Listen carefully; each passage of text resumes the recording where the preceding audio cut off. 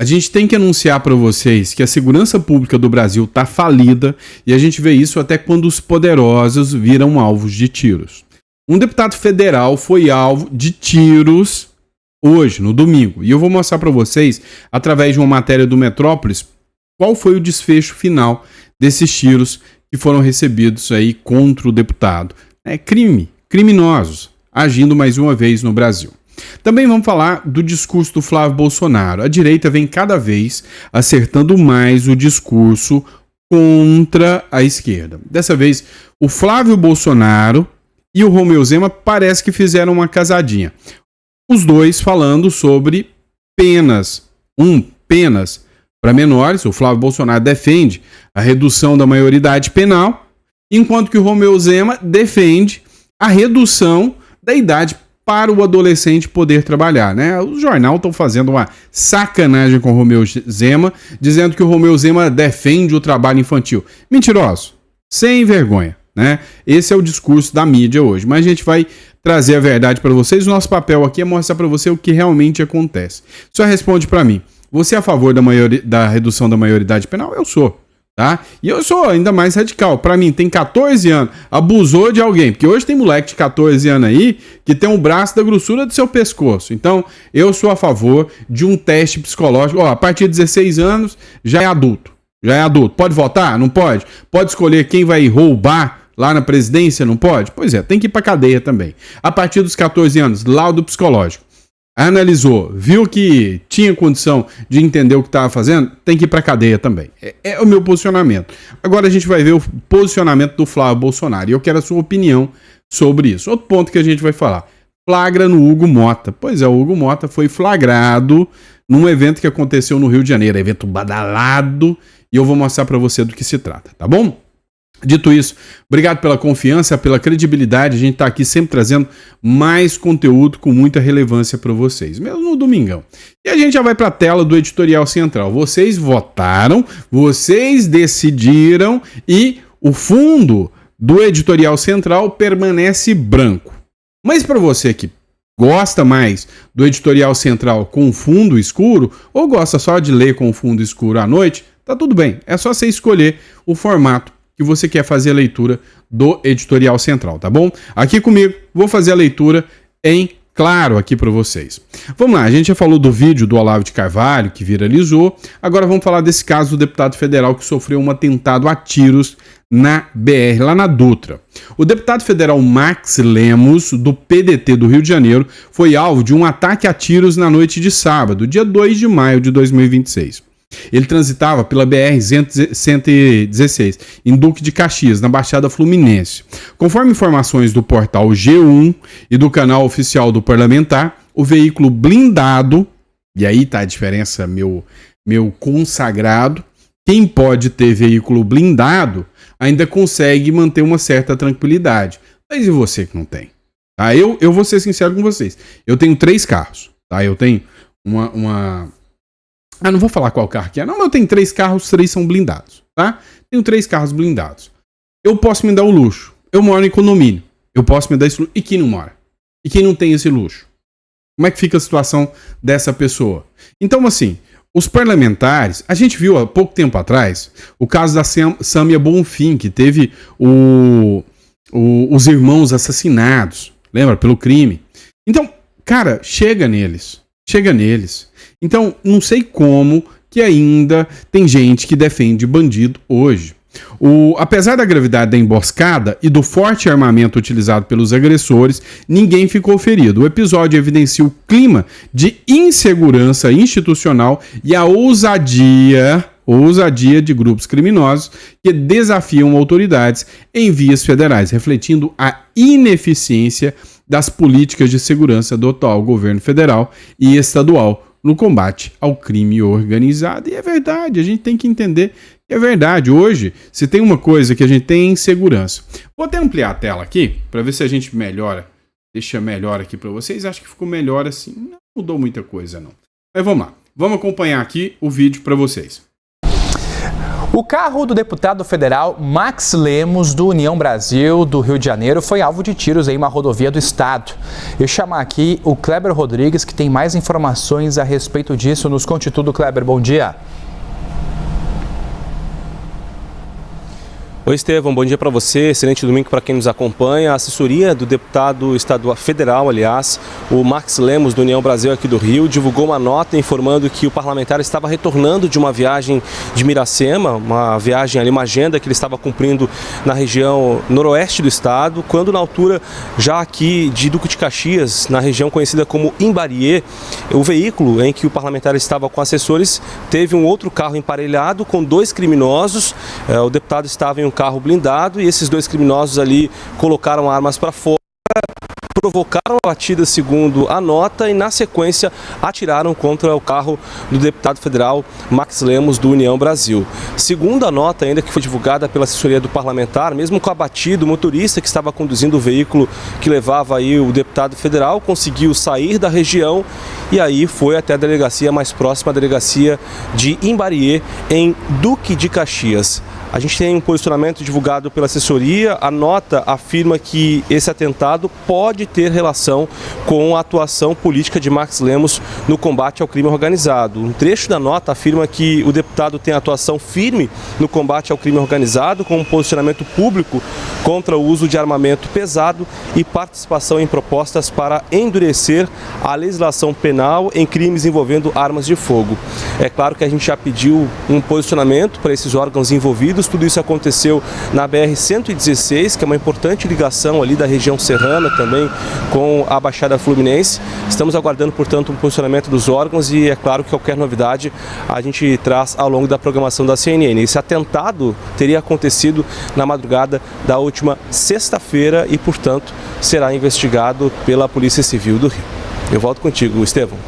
Vamos lá, pessoal. Vou só fazer uma correção na matéria da CNN aqui. Ele não é do União Brasil, tá? Pelo contrário, é do PDT, Partido de Esquerda. Partido de Esquerda. Então, foi alvo aqui de atentado. Ele falou que em função do trabalho que ele faz no combate ao crime organizado. É impressionante porque existem algumas figuras da esquerda que realmente fazem. Eu, particularmente, não conheço o trabalho do Max Lemos. Eu conheço muito o trabalho, inclusive, do prefeito de Maricá, né, que é o Quaquá, que é um cara de esquerda, mas mesmo assim, um discurso duro contra o crime organizado. Um cara do PT, por incrível que pareça, tá? Vamos lá. Flávio Bolsonaro defende redução da maioridade penal após crime bárbaro. Vamos lá. Flávio Bolsonaro defende redução da maioridade penal após crime bárbaro. Bora acompanhar aqui. O senador Flávio Bolsonaro voltou a defender com vigor a redução da maioridade penal no Rio de Janeiro. Tá? No Brasil inteiro, após divulgação de um crime de abuso coletivo com a participação de menores de idade. A declaração do parlamentar ocorre em um momento de forte comoção nacional e acendendo o debate sobre a impunidade garantida pelo atual Estado do Estatuto da Criança e do Adolescente, o ECA. De acordo com informações do portal Poder 360, publicadas em 3 de maio de 2026, o senador argumenta que indivíduos capazes de articular crimes bárbaros possuem plenos discernimentos e devem responder criminalmente. Eu assino embaixo. Eu concordo em número, gênero e grau que a figura que tem capacidade, tem o discernimento para abusar de dois menores, pegaram dois meninos, abusaram, fizeram um crime bárbaro ali. Tinha um adulto, um maior de 22 anos, se eu não me engano, e 4 menores de idade, entre 17 a 16 anos ali. E, cara, tá passando da hora de mudar esse discurso e acabar com esse discursinho da esquerda. Olha só o discurso do Flávio Bolsonaro sobre isso aqui. E o pré-candidato à presidência, Flávio Bolsonaro, defendeu a redução da maioridade penal. A gente volta a conversar ao vivo com a André Anelli, que tem mais informações. Anelli.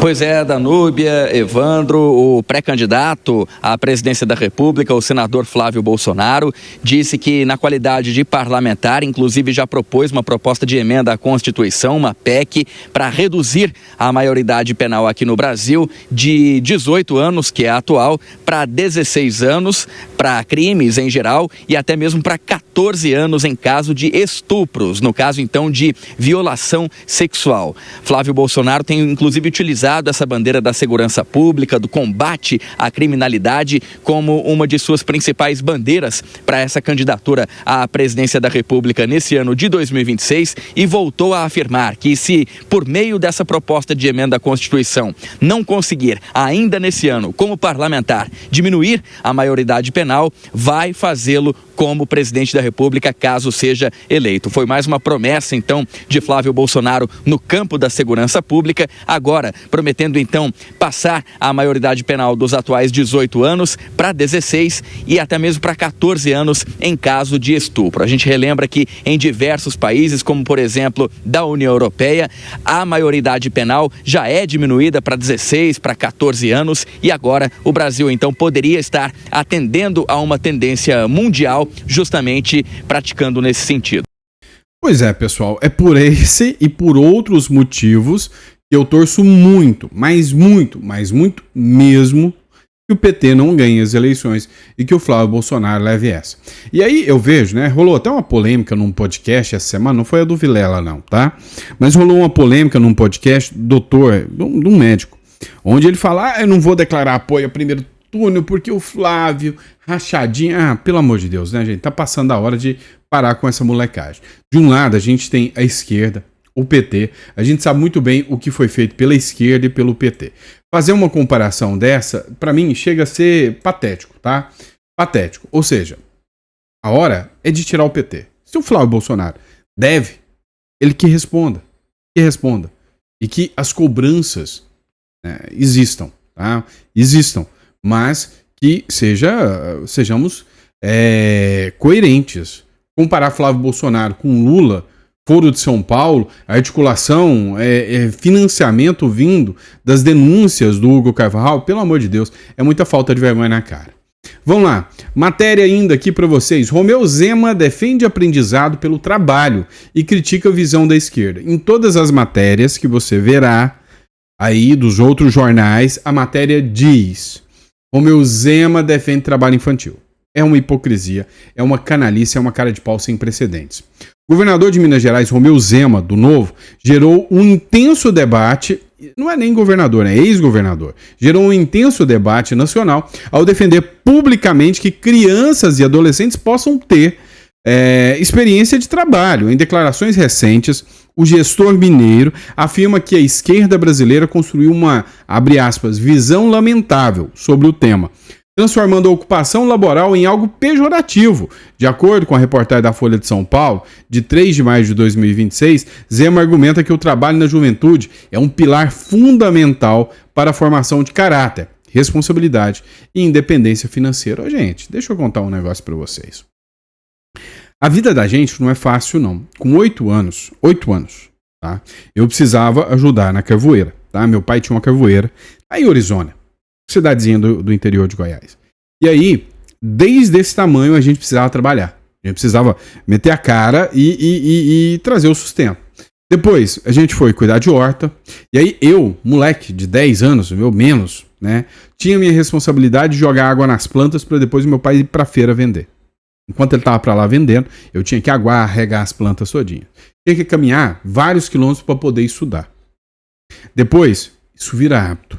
Isso engrandece o homem. Então, não é que eu estou defendendo aqui que uma criança de 8 anos tem que trabalhar, não é isso. Não me venha com chorumelas, tá? Agora, o que o Zema defende é que um adolescente, o cara com 16 anos, não poder trabalhar, cara com 14 anos, quer trabalhar, tá louco para trabalhar e não pode, aí é sacanagem. Não, é uma deturpação da visão vinda da esquerda e eu concordo em número, gênero e grau com o Zema. Acompanhe aqui um trecho da matéria na rádio Itatiaia comigo. Vamos parar com essa hipocrisia. Eu defendo, sim, dar oportunidades de trabalho para adolescentes, porque educação e trabalho digno é o que forma caráter, disciplina e futuro. No Brasil, isso já é permitido a partir dos 14 anos como aprendiz, mas precisamos ampliar essas oportunidades com proteção, sem atrapalhar a escola, como já acontece em muitos países desenvolvidos. Agora vamos falar a realidade aqui. Milhões de jovens já trabalham hoje, mas na informalidade, sem regra, sem nenhuma proteção. Somos um país que finge que protege os jovens e as crianças. Essa é que é a verdade. E eu não tenho medo de dizer isso não. Quando um adolescente não encontra o caminho da educação e do trabalho, sabe quem é que oferece oportunidade para ele? O crime. As facções já têm um plano de carreira prontinho para recrutar os adolescentes. Então a escolha é muito simples. Ou a gente vira as costas e deixa o jovem à própria sorte, ou a gente abre as portas para ele aprender a trabalhar de forma honesta e construir o seu futuro. Chega de hipocrisia, gente. Você está vendo por que o discurso da direita se conecta muito mais com o brasileiro?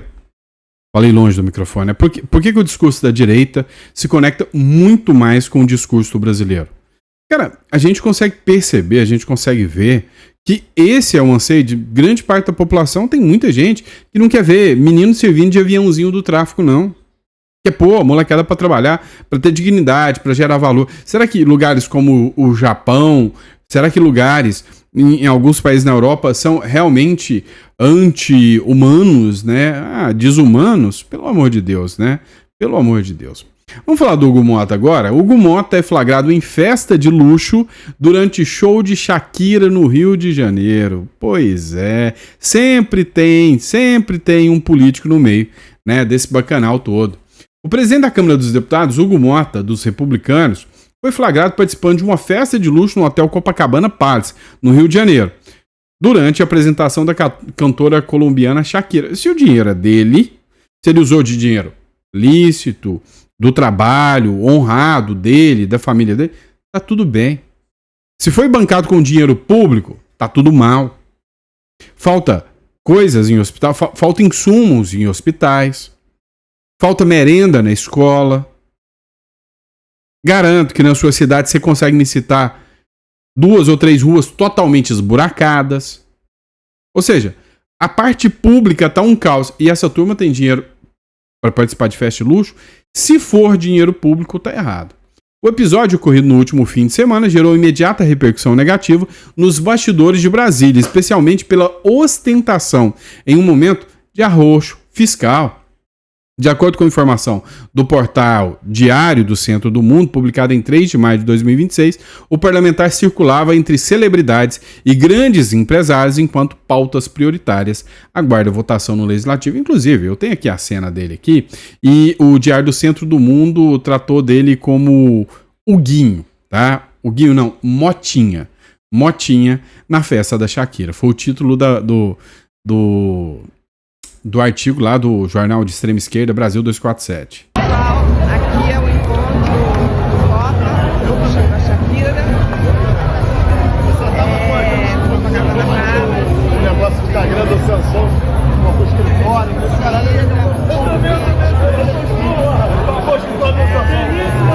Só magnata, pessoal. Só magnata. Olha lá. Só magnata, só a turma da bala na agulha, né?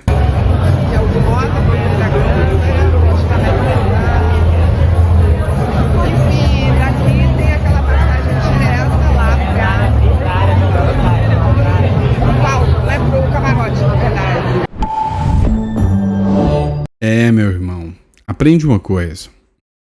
A Constituição fala que a gente é tudo igual, mas tem uns bem mais iguais que os outros, tá? Vocês estão vendo que tá a propaganda aí da Imigra Mais, tá? Cédula uruguaia. Para você que ainda não tirou sua cédula uruguaia, paraguaia, entre em contato, tá aqui. Tá? Vamos dar continuidade aqui. Gilmar Mendes reconhece judicialização excessiva da dosimetria no STF. O ministro do Supremo Tribunal Federal, Gilmar Mendes, admitiu em entrevista ao SBT News que a corte enfrenta um fenômeno crescente de judicialização da dosimetria das penas. Conforme vídeo divulgado pelo canal Capixabas Conservadores, intitulado Gilmar Mendes fala sobre a judicialização da dosimetria, o decano reconheceu que questões técnicas sobre o cálculo de sentenças que deveriam ser resolvidas em instâncias inferiores estão sobrecarregando o tribunal.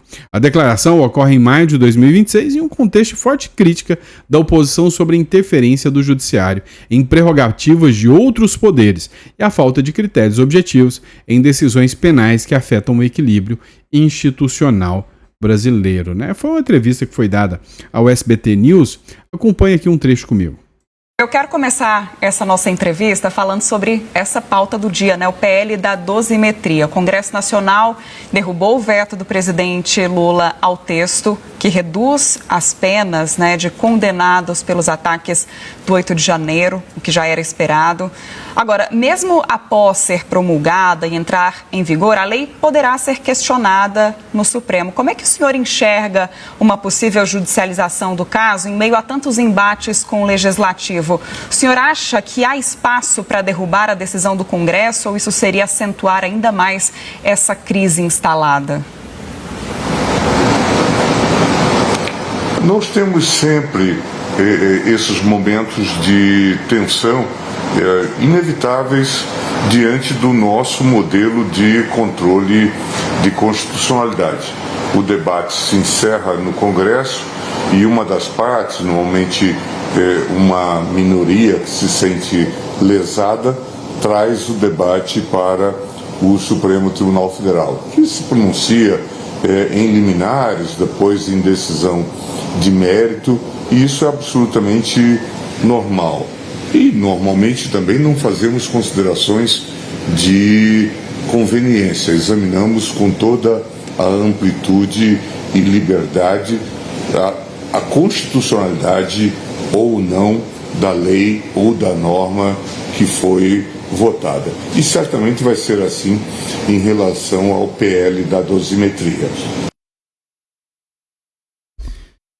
Olha, eu vou ser sincero para vocês, eu tenho certeza absoluta que esse PL da dosimetria vai ser judicializado, vai chegar no STF e nada me assusta se realmente esse PL da dosimetria ele não for derrubado, tá? Porque a maldade é sem tamanho, se bem que hoje há uma pressão muito grande contra o Supremo Tribunal Federal, pode ser que ninguém mais acredita nesse discurso de golpe, o Bolsonaro ainda vai ficar preso 1 ano e meio, então pode ser que com o andar da carruagem a coisa comece a se assentar nesse nível aí, ano que vem Flávio ganhando, da anistia, enfim, tudo isso aí a gente ainda assistirá, tá bom?